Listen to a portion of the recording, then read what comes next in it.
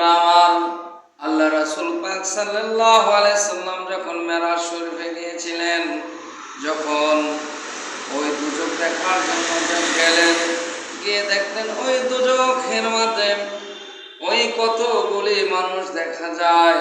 ওই মানুষের পেটের ভিতরে শুধু সাপ আউল বাউল করতেছে আর দংশন করতেছে, আর ওই লোকগুলি চিৎকার করতেছে।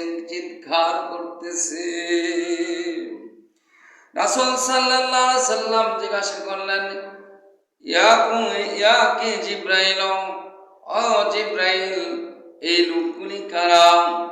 আল্লাহ রাসূল সাল্লাল্লাহু আলাইহি সাল্লামের জবাবে ওই জিবরাইল ইসলাম উত্তর দিলেন, ইয়া রাসূলুল্লাহ, এরা হইল দুনিয়ার জমিনে সুদখোর, হারামখোর, যারা সুদ খা, গরিবের টাকা মেরে খা, সুদ খাইয়া দুনিয়ার মধ্যে ফ্যান্ডি করে গেছে, বড় করে গেছে, সুদের ব্যবসা চালাই দিয়ে গেছে, ঘরে ঘরে সুদ ঢুকাই দিয়ে গেছে।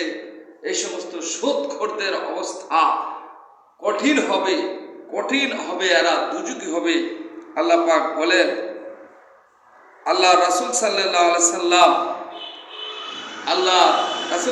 হাদিসে পাকে বলেছেন, ক্বালা আলাইহিস সালাতু ওয়াসসালাম, আতাইতু লাইলাতান উসরিয়া বি আলা কওমি মিন বুতুনুহুম কাল বুয়ুতি ফিহাল হায়াত তুরা মিন খারিজিন বুতুনিহিম আকুলতু মান হাউলাই ইয়া জিবরাইল, ক্বালা হাউলাই আকালাহুন হুররিবা। রাওয়াহু ইবনে মাজাহ শরীফের মধ্যে রয়েছে। আল্লাহ রাসূল সাল্লাল্লাহু আলাইহি ওয়াসাল্লাম বলেন, মেরাজের রাত্রে আমি একদল লোকের নিকট উপস্থিত হইলাম, তাদের পেটগুলি সর্পপূর্ণ, মানে সাপে ভর্তি, তাদের পেটের ভিতরে সর্পপূর্ণ ঘরের মতো।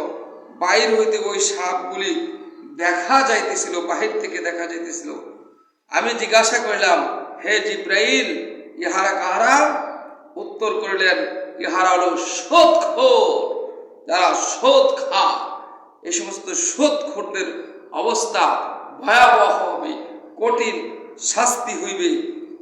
ওই সুদখোরদের অবস্থা করুণ পরিণতি। আল্লাহ রাসূল সুদখোরের বিরুদ্ধে যুদ্ধ ঘোষণা করেছেন। সূরা বাকারা 279 নম্বর আয়াতে 75 থেকে 79 নম্বর আয়াত পর্যন্ত বলেছেন, সুদ হারাম, ব্যবসাকে হালাল করেছেন, সুদকে হারাম করেছেন, এবং এই সুদের মূলধন তোমরা নিও। তার যে সুদ, এই মুনাফা